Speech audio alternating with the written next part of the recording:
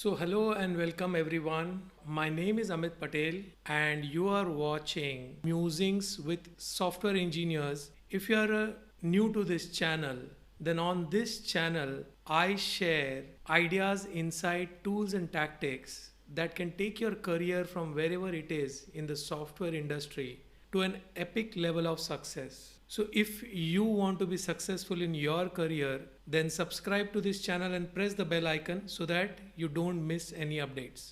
Let us begin. Srijan Mishra, sir, what's a good company according to you?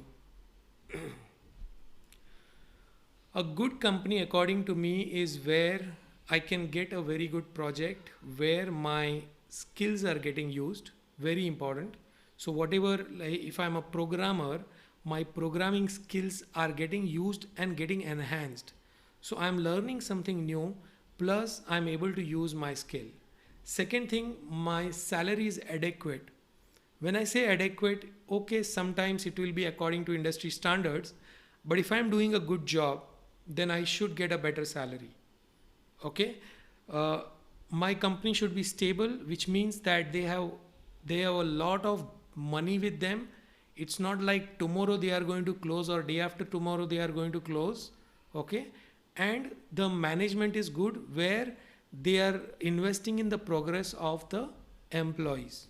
If these criterias are there, then I will think that this company is good for me. Okay, don't think about all these things in the beginning because that will restrict the number of companies you can join. Unless you are like a person who can talk your way, who have good communication and who can talk your way into any situation.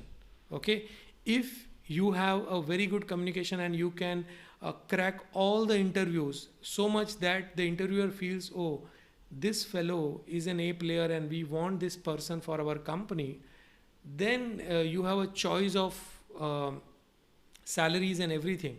But please understand that companies have already decided at what salary to bring in people, what levels they want to bring in people, what skills they want to bring in people.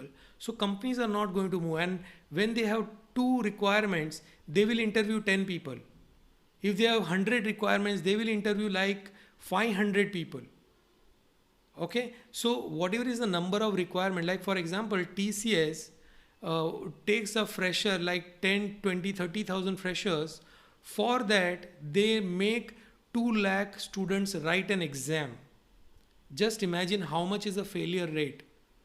Correct, only 36,000 students move ahead and get an offer out of that 2 lakh student. So you can calculate the percentages that how much.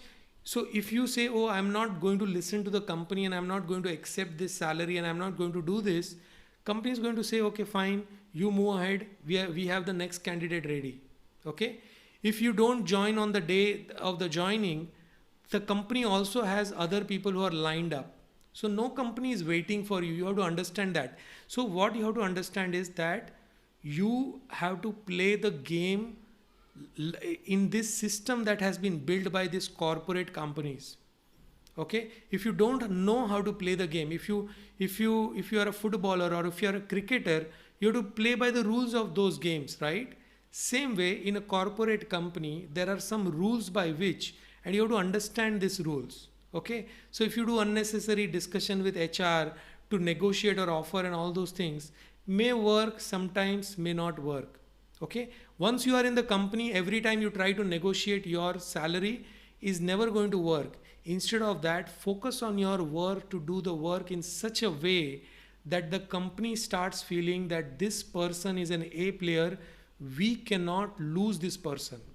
Okay, if you start making companies feel that you are an A player in the system, then the company will raise you to a level that you will automatically start getting all the promotions, salaries and everything without even asking. You don't have to ask.